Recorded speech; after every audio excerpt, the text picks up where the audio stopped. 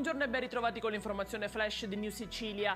Ancora una vittima della strada nell'isola, ieri 3 nel giro di poche ore. L'ultimo in ordine temporale, Carlo Trovato, un 26enne originario di Catania, studente di medicina, deceduto a seguito di un sinistro avvenuto nel pomeriggio lungo la strada statale 114 a Messina.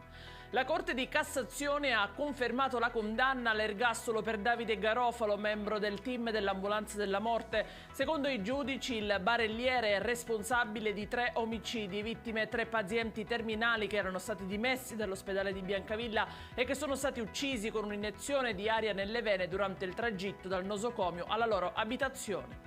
Soccorsi nella notte 6 barchini con un totale di 224 migranti sbarcati a Lampedusa. All'alba di oggi si contavano 1472 stranieri ospiti nell'hotspot. La prefettura di Agrigento ha già disposto i primi trasferimenti.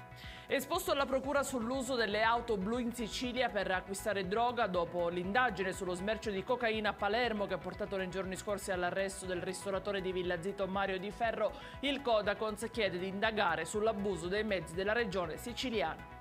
Leonardo La Russa, figlio di Ignazio, è stato accusato di stupro. Ha 19 anni ed è il terzogenito del presidente del Senato. Una ragazza di 22 anni, a distanza di più di un mese dalla presunta violenza, lo ha denunciato rivolgendosi alla procura di Milano. È tutto per questa edizione, nuovi aggiornamenti stasera alle 19:30. Arrivederci.